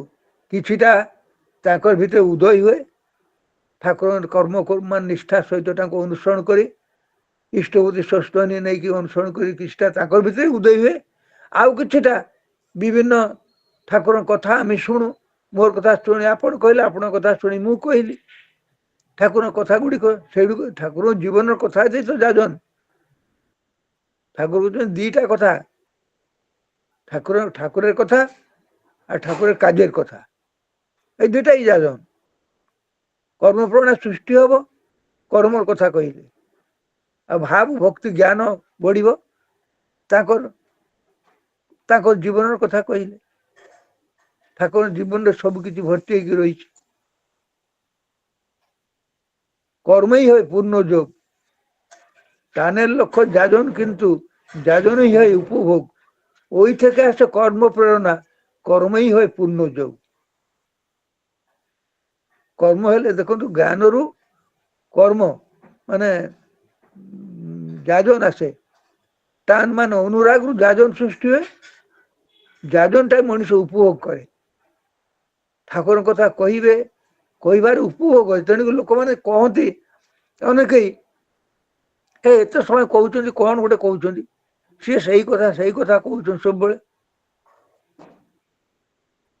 ତା ପାଖେ ଆମେ ଭଜନ କୀର୍ତ୍ତନ କରିବା, ଭଜନ ଗୋଟେ ସତ୍ସଙ୍ଗ ପ୍ୟାଟର୍ନରେ ଭଜନ କୀର୍ତ୍ତନ ଅଛି, ଯାଜନ ବି ଅଛି। ঠাকুর ଗୋଟେ জায়গায় କହିଛନ୍ତି যে কীর্তন খালি কীর্তন, শুধু কীর্তন কি হবে? কীর্তনের সাথে যাজন দরকার। ঠাকুরের কথা ঠাকুর কইলে বড় সুন্দর কথা কইলে। শুধু ভজন কীর্তন কীর্তন কীর্তনের সাথে অনুবর্তন না হলে কীর্তন কি হবে? শুধু সে তো কিছু লোক কীর্তন খালি করিয়া ପାଇଁ করবে, অনুবর্তন দরকার, ফলো তাকে অনুসরণ করিবা। তার ভিতরে তো কর্মপ্রেরণা আসিবই, ওই থেকে আসে কর্মপ্রেরণা, কর্মই হয় পূর্ণ যোগ।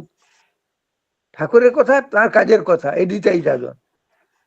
আর জ্ঞান ও কর্মের যাজন জীবনের একটা উন্নতি, একটা প্রথম একটা বিরাট মানে ଇଏ ପାହାଚ। ଜ୍ଞାନ ଆଉ କର୍ମର ଯାନ, ଏଇଗୁଡା କୋଉଠୁ ଜ୍ଞାନ କର୍ମ ଆସୁଛି? କୋଉଠୁ ଗ୍ରାମର ଯାନ ଜ୍ଞାନ ଆସୁଛି? ତାଙ୍କରିଠୁ, ତାଙ୍କ ସତ୍ୟ, ତାଙ୍କ ପ୍ରତି ଅନୁରକ୍ତି ହେତୁ ତାଙ୍କ ବହିପତ୍ର ହିଁ ପଢୁଛନ୍ତି, ଜ୍ଞାନ ହୃଦୟ ହେଉଛି। ଅଧିକାଂଶ କ୍ଷେତ୍ରରେ ଦେଖିବେ, ଏଟା ଆମେ ଲକ୍ଷ୍ୟ କରୁନା। ଆପଣ ଭାବିବେ ଜଣେ ଲୋକ ଠାକୁର ଦୀକ୍ଷା ନେଇଛନ୍ତି, ସେ ସୁସ୍ଥ ହିଁ ନେଲେ, ତାଙ୍କର ବହୁତ ଠାକୁର କଥା କହିବା ଆରମ୍ଭ ହେଇଗଲା। ଏଟାକୁ ସେ ଅଟକେଇ ପାରିବେନି କେହି। ଆପଣ ଭାବେ ଇଏ ଏତେ କଥା କାହିଁକି କହୁଛନ୍ତି, ଇଏ କଣ ସବୁ ଜାଣିଛନ୍ତି, ସେତେ ଭଲ ଲାଗୁନି, ଏମିତି କିଛି କଥା ନାହିଁ। ସେଟା ହେଇପାରେ, ଆପଣ ଶୁଣୁଛନ୍ତି, ଆପଣଙ୍କର ହয়তো ବୋର ଲାଗିପାରେ ଜଣଙ୍କର କଥା ରୀତି, କିନ୍ତୁ ସେ ରୀତି କିନ୍ତୁ ଅଧିକାଂଶ କ୍ଷେତ୍ରରେ ଯୋଉମାନେ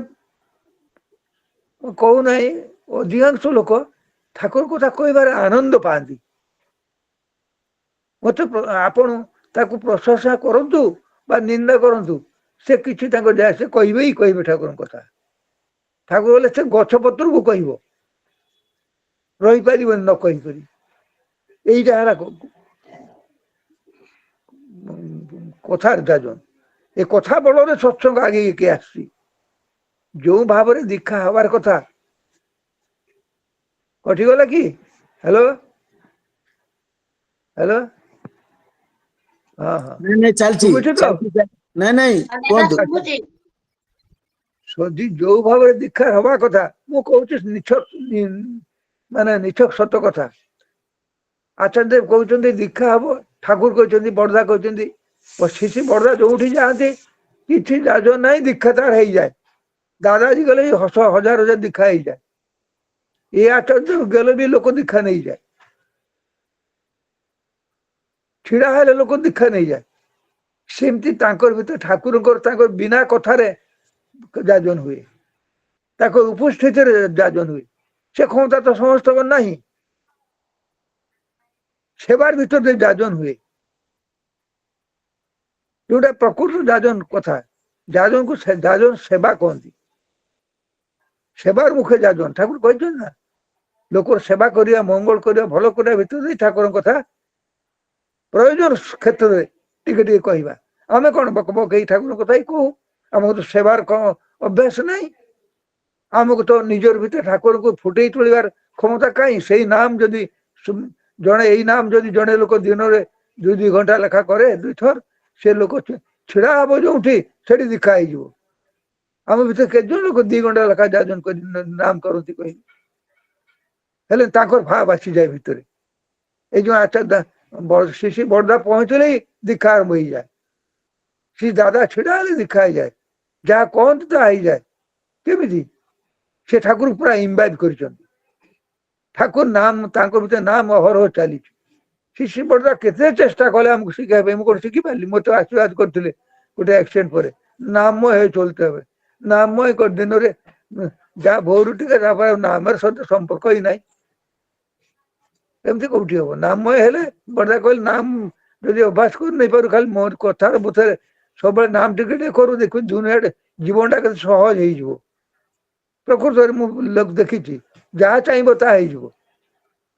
ହେଲେ କଣ, ସେଇ ଏତେ ହାତ ପାଖରେ ଅମୃତ ଥାଇକି ମଧ୍ୟ ସେ ଅଭ୍ୟାସ କରି ହେଲା କି? ମୁଁ କରିପାରିଲି? ଆପଣମାନଙ୍କ କଥା କହୁନି, କରିପାରୁନା।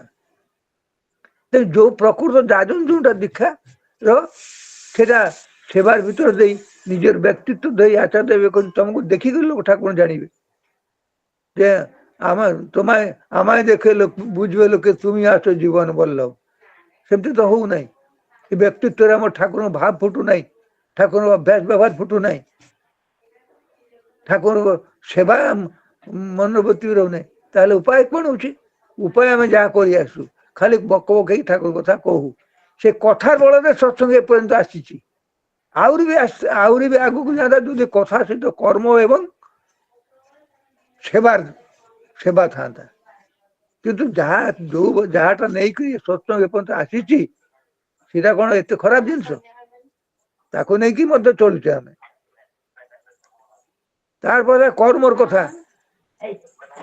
କର୍ମ ଆମେ ଦେଖନ୍ତୁ ବର୍ତ୍ତମାନ ଠାକୁରଙ୍କର କର୍ମ ଯୁଗରୁ ଗୋଟେ ସୃଷ୍ଟି ହେଲା। ବିଶେଷ କରି ଶ୍ରୀ ବଡ଼ଦା ସୃଷ୍ଟି କରିଦେଲେ।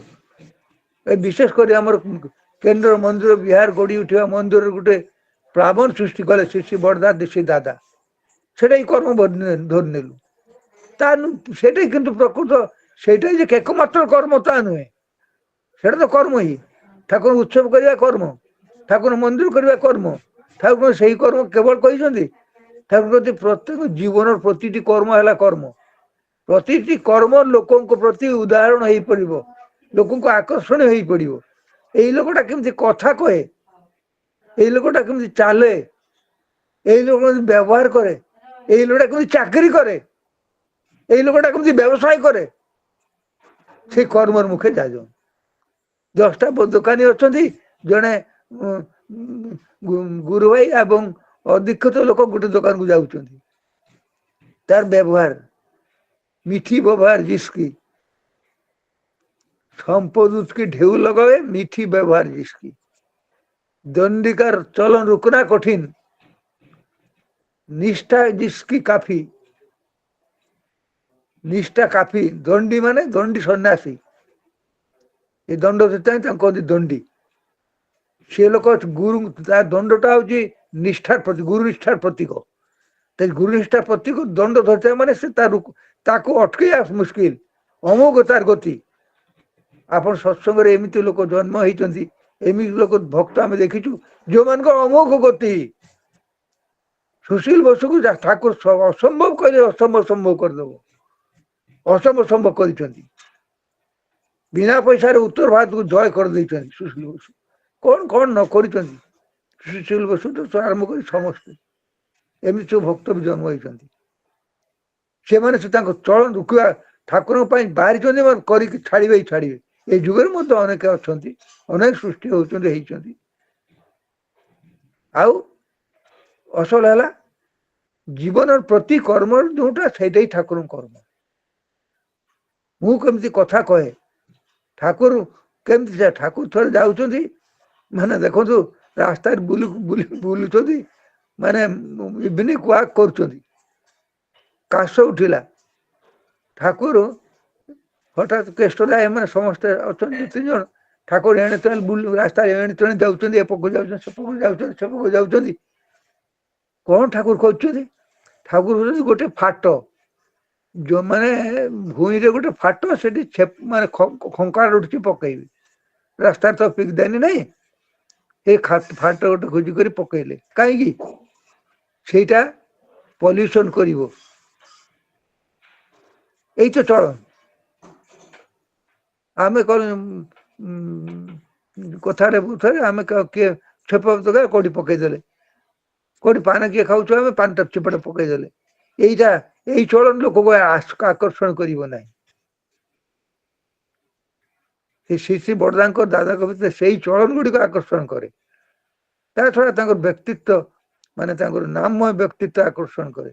छिड़ा हेले दीक्षा हुए आमर तो ता नुह आमर चेष्टा ये दीक्षा बढ़ी। आज दीक्षा आचार्यदेव कहते गोटे कथा शुणिले गत कन्फरेन्स जो कथा कहले आपणकर सही धैर्य धरी रही पारे कर तो पार ना विशेष किसी बहुत मनरे कष्ट हो कष्टा किंतु ये अशांतिटा किंतु गोटे नितांत दरकार। अशांति चलीगले आविजीव दीप करूना अशांतिटा ही गोटे ब्लेसिंग धरतु यही करने प्रेरणा देव करू करू हाँ करी केतबे करदेव जड़े यही अशांति कौन अशांति से कहते आम करूँ आचार्य कहते गोटे शुण आप समस्ते पढ़ी थे उर्जन ଯେତେବେଳେ ଆମ ଲୋକଙ୍କ ପଛରେ ଗୋଡେଇବା କମିଯିବ। ରୀତି ଅର୍ଗାନାଇଜେସନ ତା କାର୍ଯ୍ୟକାରିତା ହରାଇବ। ରୀତି ଅର୍ଗାନାଇଜେସନ କାର୍ଯ୍ୟକାରିତା ହରାଇଲେ ସତ୍ସଙ୍ଗ ତାର କାର୍ଯ୍ୟକାରିତା ହରାଇବ। ସତ୍ସଙ୍ଗ ଯେତେବେଳେ କାର୍ଯ୍ୟକାରିତା ହରାଇବ ଠାକୁର ସଂକୁଚିତ ହେଇଯିବେ। ଆମେ କଣ ଏହା ଚାହୁଁ? କେତେ ହୃଦୟ ସ୍ପର୍ଶୀ କଥା କହିଛନ୍ତି। ସେ ଫିଲ୍ କରୁଛନ୍ତି ଏଇଥର ଯେହେତୁ ଆପଣ ମାନେ ତ 200-500 ଲେଖା ଦେଖା ଦଉଥିଲେ, ଆଜି 2ଟା ଦେଖା ଦଉଛନ୍ତି, କୋଉଟା ଠିକ? ପ୍ରକୃତରେ ସେଇଟା ଭୁଲ ନା ଏଇଟା ଭୁଲ? ସେ 200ଟା ମିଛରେ ଲେଖିଥିଲେ ନା ଏବେ ଯୋଉ 2ଟା ଦଉଛନ୍ତି 200ର କ୍ଷମତାକୁ ଗାୟବ କରିକି ବସିକି ଘରେ ବସି କୋଉଟା ଭୁଲ? এইগুলা ଶୁଣିଲା ପରେ ଅନେକ ଆଜ୍ଞା କଷ୍ଟ ଲାଗେ, ଆପଣଙ୍କୁ ବି ଲାଗୁଥିବ। କିନ୍ତୁ ପୁଣି ସେଇ ପରିବେଶ ସୃଷ୍ଟି କରିବାକୁ ପଡିବ। ପୁଣି ଯାଇକି ଯୋଉମାନଙ୍କୁ ପ୍ରେରଣା ଦେଲେ ସେଇମାନେ ଯୋଉମାନେ ଏବେ ବସିକରି ରହୁଛନ୍ତି, କଥା କହୁଛନ୍ତି, ଖାଲି ସତ୍ସଙ୍ଗ କରି ଧୁମଧଡାକା କରିକି ଦିନ କାଟୁଛୁ ଆମେ, ସେଇମାନେ ହିଁ ଶହ ଦୀକ୍ଷା କରିବେ। ସେ ଆମକୁ ଋତ୍ଵିକ ମାନେ ଲୋକଙ୍କୁ ଲିଡର, ଲୋକଙ୍କୁ ମତେଇବା ଜଗେଇବା। ମୋର କଥା କିଛି ଖରାପ ଭାବେନି, ମୁଁ ଯାହା ଫିଲ୍ କରୁଛି ଏଇଟା ହିଁ ବର୍ତ୍ତମାନ ଆଚାର୍ଯ୍ୟ ଚାହୁଁଛନ୍ତି। DPWAS ଚାଲିବ, ତା ସାଙ୍ଗେ ଏଟା ଚାଲିବ। ତାପରେ ଅନେକ ପ୍ରତିବନ୍ଧକ ଦୀକ୍ଷାରେ ଆସିଛି। ଏବେକାର ଯୋଉଟା ପରିସ୍ଥିତି, ମୁଁ ଯାହା ଫିଲ୍ କରୁ ପରିସ୍ଥିତି ବଦଳି ଯାଉଛି, ଲୋକଙ୍କର ଅଭାବ ବହୁତ କମି ଯାଉଛି। ଇଏ ଗୋଟେ କାରଣ। ତା ନହେଲେ ଆଗରୁ ଦୀକ୍ଷା ଏତେ ମାନେ ଦୀକ୍ଷାରେ ଅନ୍ତତଃ ଆମେ ଆଶା କରୁଥିଲୁ ଅନ୍ତତଃ 25% ଅଟୋମେଟିକ ରହୁଥିଲା। ଏବେ ବହୁତ କଥା ହେଇଛି, ତା ପାଇଁ ବି ଔଷଧ ଅଛି। ଆଚାର୍ଯ୍ୟଦେବ ବର୍ତ୍ତମାନ ଆଚାର୍ଯ୍ୟଦେବ ତାର ପନ୍ଥା ନିରୂପଣ କରୁଛନ୍ତି। ସେ କହୁଛି ତମେ ଯଦି ଲୋକଙ୍କ ଘରକୁ ଯାଅ, ଲୋକଙ୍କୁ ମାନେ ଏଇ ଯୋଉ ବିନା କାରଣରେ ଲୋକଙ୍କ ସହିତ ଯାଜନ କର, ଗୁରୁ ଭାଇମାନଙ୍କ ଯୋଉ DPWAS କରୁ ଦେଖ ସେଇଠୁ ଦୀକ୍ଷା ବାହାରିବ, ସେଇଠି ବି ଦୀକ୍ଷା ହେଇଯିବ। ଯାହା ହଉ ଆପଣ ଯୋଉ ସମୟ ଦେଇଥିଲେ, ସମୟ ହେଇଯାଇଛି। ମୁଁ ଏଇଗୁଡା କଥା ଗୁଡା ଯେ କହିଲି ସେଗୁଡା କିଛି ଖରାପ ଭାବନି, କିନ୍ତୁ କଥା ହଉଛି ମୁଁ ଫିଲ୍ କରୁଛି ଯାହା ସିଏ ମୁଁ କହୁଛି। ଆମକୁ ପ୍ରତ୍ୟେକ ମାନେ ଏମିତି ଆମେ ସ୍ୱଭାବ ଯାଜି ଯୋଉ କଥା କହିଲେ କଥାରେ ଅଛି କିଛି ଲୋକ ସେମାନେ କରିବେ, ସେମାନେ ବି ଦେଖି ନିଥର ହେଇଗଲେ ଆଜିକାଲି। ମୁଁ ଦେଖିଛି ଏମିତି ଲୋକ ସେମାନେ କଥା ବାହାରିଲେ ରାସ୍ତାରେ ଆରମ୍ଭ କରିଦେବେ। ମତେ ବିରକ୍ତ କଣ ଖାଲି ଠାକୁରଙ୍କ କଥା କହିଯାଉଛି, ଆମେ ଇଆଡେ ଯାଉଛୁ ସିଆଡେ ନ ଯାଇ ରାସ୍ତାରେ ତାକୁ ଠାକୁରଙ୍କ କଥା କହି ଆରମ୍ଭ କରିଦେବେ। ସମୟ ଡେରି କଲେ ଆଉ ମତେ ବିରକ୍ତ ଲାଗେ। କିନ୍ତୁ ସେ ସ୍ୱଭାବ, ସେ ଭଡଭଡେଇ କହିବେ, ତାଙ୍କୁ ଲୋକ ଖରାପ କହୁ ଭଲ କହୁ, ସେ ସ୍ୱଭାବ ଯାଇ ଲୋକ ବି ଆଜିକାଲି ନିଥର ହେଇଗଲେ ଆଜ୍ଞା। ଗୋଟେ ବିରାଟ ଗୋଟେ ଷ୍ଟାଗ୍ନେସନ ଆସିଯାଇଛି, ମୁଁ ଫିଲ୍ କରୁଛି। ଆକୁ କଟେଇ ଉଠେଇବାକୁ ପଡିବ। ଏବେ ଆଚାର୍ଯ୍ୟ ସେ କଥା ହିଁ ଚାହୁଁଛନ୍ତି। ସେଇ ଯୋଉ ଆଗର ଯାଜନ ଏବେ ଯାଜନ ଫରକ ହେଲୁ ଏତିକି ଯେ ଆଗର ଯାଜନ ରେ ଆମେ କେବଳ ଦୀକ୍ଷା ହିଁ ଦେବାକୁ ଚାହୁଁଥିଲୁ। ଏବେ କିନ୍ତୁ ଚିନ୍ତା ରହିବ ଦୀକ୍ଷା ଦେବି, ଦୀକ୍ଷା ରହିବ, ତାର ବ୍ୟବସ୍ଥା କରିବାକୁ ପଡିବ। ଏ ଦୀକ୍ଷାର ବ୍ୟବସ୍ଥା ଅନେକ ଏଇ ଯୋଉ ବର୍ତ୍ତମାନ ଯୋଉ ଲିଷ୍ଟ ଆସୁଛି, ବର୍ତ୍ତମାନ ଯୋଉ ମାନେ ଫଲୋ ଅପ୍ ଆସୁଛି, ଏଇଟା ତାର ଯୋଉଟା ଆମେ ଫିଲ୍ କରୁଥିଲୁ। ଦୀକ୍ଷା ସାଙ୍ଗରେ ଗୋଟେ ପୋଷ୍ଟ ଇନିସିଏସନ ଯାଜନ ଗୋଟେ ପ୍ରୋସେସ ଚାଲିବ ତାଙ୍କ ପଛରେ ଗୋଡେଇବା ପାଇଁ ଲୋକ ପାଛେ, ତାହେଲେ ଲୋକ ହେବ ନାହିଁ। ଯାହା ହଉ ଠାକୁରଙ୍କର ଆମେ ତ ଅନୁଭବ କରୁଛୁ ଏଇ ଯୋଉ ଦୁର୍ଦିନ ଆସୁଛି, ପୃଥିବୀର ଭୟଙ୍କର ସମୟ ଆସୁଛି। ଆମେ ତ ଅନେକ ଆଗରୁ ଶୁଣିଛୁ ରୀତି ଦାଦା ମାଙ୍କୁ ଠାକୁରଙ୍କ କଥା ଶୁଣିଛୁ, ଆମେ ବିଶ୍ୱାସ କରୁଛୁ ଠାକୁରଙ୍କ ରାସ୍ତା ହିଁ ବଞ୍ଚିବା ରାସ୍ତା, ଆଉ କେହି ବଞ୍ଚେଇ ପାରିବ ନାହିଁ। ତେଣୁ ସେଇ ରାସ୍ତାରେ ଯେତେ ଲୋକଙ୍କୁ ଆଣିବା ସେତେ ଲୋକ ଅନ୍ତତଃ ବଞ୍ଚିବାର ସମ୍ଭାବନା ସୃଷ୍ଟି କରିବେ। ମୁଁ ଆପଣମାନଙ୍କ ସମସ୍ତଙ୍କ ମଙ୍ଗଳ ଆଉ ଦେବେନ୍ଦ୍ର ଭାଇଙ୍କର ଉଦ୍ୟୋକ୍ତା ସେମାନଙ୍କର ମଙ୍ଗଳ ପ୍ରାର୍ଥନା କରୁଛି ପରମ ଦୟାଲ ଆତୁର ଚରଣରେ। ବନ୍ଦେ ପୁରୁଷୋତ୍ତମ। ଜୟ ଗୁରୁ, ଜୟ ଗୁରୁ। ଜୟ ଗୁରୁ। ଖୁବ ସୁନ୍ଦର ଭାବରେ ଆମର ସମ୍ମାନୀୟ ପୂଜ୍ୟ ବନ୍ଧୁଭାଇ ଦାଦା ଠାକୁରଙ୍କ ସପ୍ରତ୍ୟଜିକ ସହିତ ଜନାର୍ଦ୍ଦନ ବନ୍ଧୋପାଧ୍ୟାୟ ବିଭିନ୍ନ ଦିଗ ଦେଇକି ଆମର ସବୁ ଠାକୁରଙ୍କ କଥା ତୋଳି ଧରିଲେ।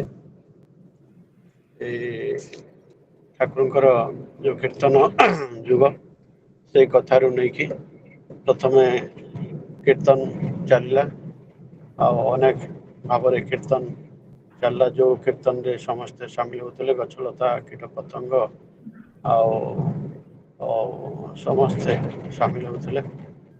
से कीर्तन जुग चलला जय गुरु सब दादा मान जय साधन गुरु भजन जुग चलला कर्म प्रभाव चलला ये सब कथा को गोटे गोटे स्टेप बाय स्टेप सब समर पूज्य पदभाई दादा सब आम पाखे थोड़ी धरले एवं शेष दीक्षा प्रसंग वर्तमान आचार्य देव जो आह्वान आए दीक्षा पोस्ट इनिशिएशन दीक्षा परवर्ती जाजन दीक्षा परवर्ती जाजन दीक्षा कि बंची रहा दीक्षा कि प्रबल भाव हम से सब कथा नहीं परम पूज्य श्री श्री आचार्य कथा थे माने आमर सामान्य पूज्य बंधुभाई दादा सुस्थ सुदीर्घ निराम जीवन परिवार समस्त शरीर मंगल ठाकुर श्री चरण प्रार्थना जनवा एमती प्रभु कथा कही आम प्रेरणा पुष्ट कर धारा ही तार अभ्यास था ठाकुर श्री चरण प्रार्थना दादा जय गुरु दादा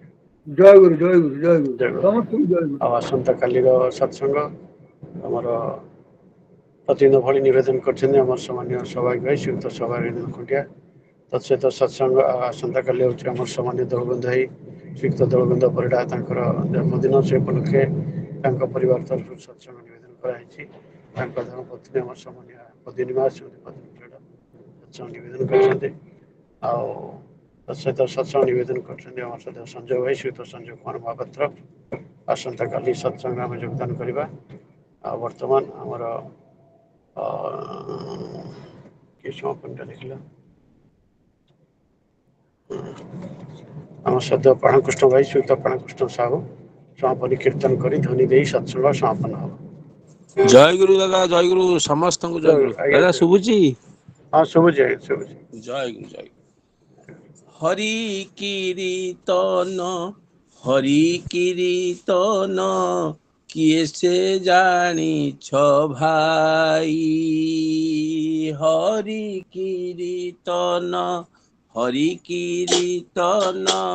किए से जानी छ भाई हरि बोली जेऊ अक्षर दुईटी के देखी चहिया कही हरि बोली जेऊ अक्षर दुईटी के देखी चदिया कही हरे हरंती भव बंधन हरे हरंती भव बंधन हरि रे करंती कृष्ण खंडन हरे हरंती भव बंधन हरि रे करंती कृष्ण खंडन हरे हरंती भव बंधन हरि रे करंती कृष्ण खंडन हरे हरंती भव बंधन हरि बिना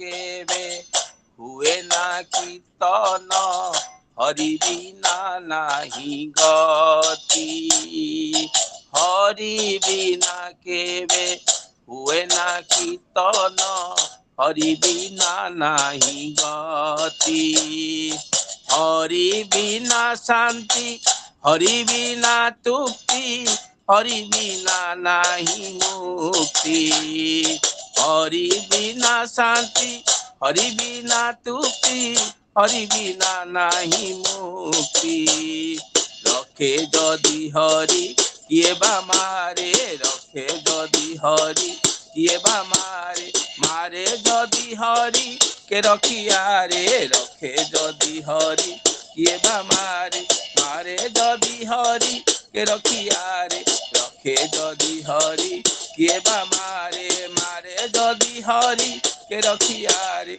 रखे जदि हरि किए बा मारे हरि मोर तन हरि महाधन हरि जे माणिक मोती हरि मोर मंत्र हरि मोर प्राण हरि मोर तन हरि महाधन हरि जे माणिक मोती हरि मोर मंत्र हरि मोर प्राण हरि ज्ञान वेद ज्योति हरि मोर मंत्र हरि मोर प्राण हरि ज्ञान वेद ज्योति সেই হরি আজি বিজয়া স্থানে, সেই হরি আজি বিজয়া স্থানে, বন্ধা দিও প্রাণ সন্ধ্যা চরণে, সেই হরি আজি বিজয়া স্থানে, বন্ধা দিও প্রাণ সন্ধ্যা চরণে, সেই হরি আজি বিজয়া স্থানে, বন্ধা দিও প্রাণ সন্ধ্যা চরণে, সেই হরি আজি বিজয়া স্থানে, বন্ধা দিও প্রাণ সন্ধ্যা চরণে, সেই হরি আজি বিজয়া স্থানে। জয় গুরু, ସମସ୍ତଙ୍କୁ ଜୟ ଗୁରୁ। ବନ୍ଦେ ପୁରୁଷୋତ୍ତମ, वन्दे ବନ୍ଦେ पुरुषोत्तमम् ପୁରୁଷୋତ୍ତମ, वन्दे ବନ୍ଦେ पुरुषोत्तमम् ପୁରୁଷୋତ୍ତମ।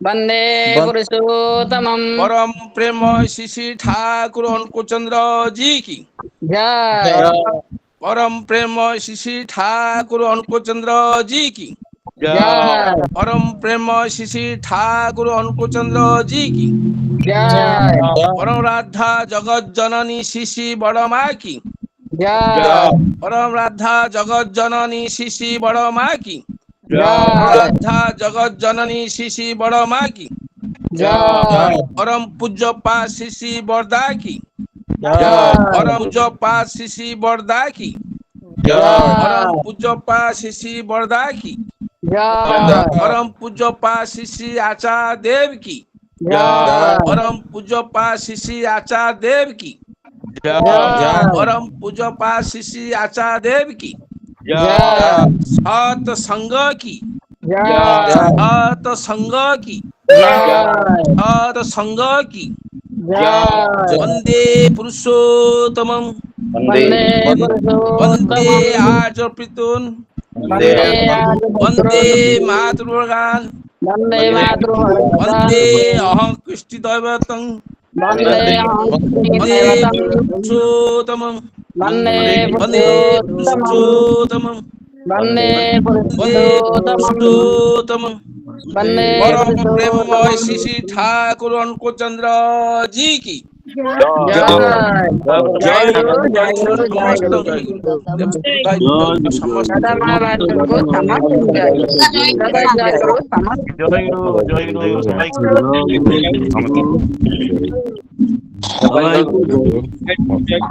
दादा जय गुरु समस्त जय गुरु सब दादा मन को जय गुरु दादा दत्ते दादा जी जय प्रणाम प्रभु दादा भाई जय गुरु देवेंद्र भाई जय गुरु सत्याना जय गुरु जय गुरु दादा समस्त दादा मन जय गुरु दादा जय गुरु दादा नाम समस्त जय गुरु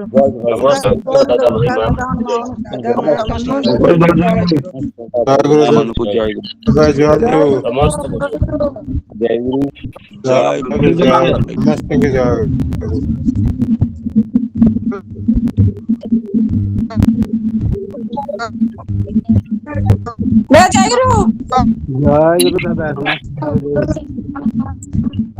मस्त हो दादा मन को जय गुरु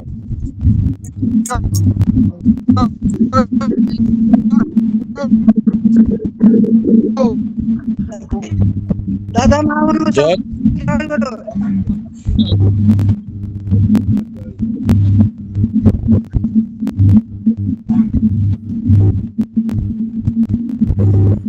गुरु जय गुरु समस्त जय गुरु सबाई के जय गुरु भाई जय गुरु धर्म जय गुरु समस्त जय गुरु दादा बंदोबस्त प्रणाम जय गुरु समस्त जय गुरु प्रणाम जय गुरु आज तो दादा जा कहले पूरा फॉर्मेट कुछ कहले जाओ जय गुरु समस्त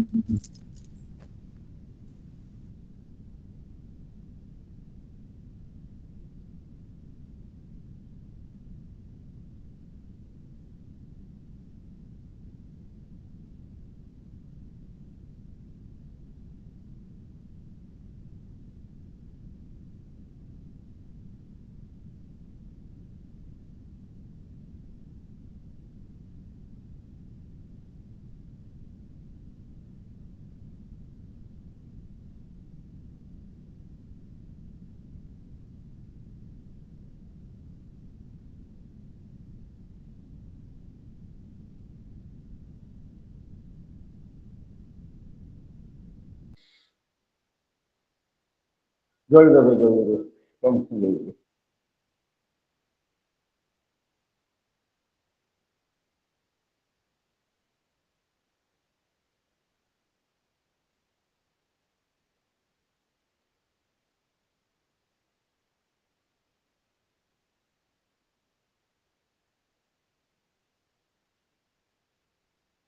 ଜୟ ଗୁରୁ ସମସ୍ତଙ୍କୁ ଜୟ ଗୁରୁ।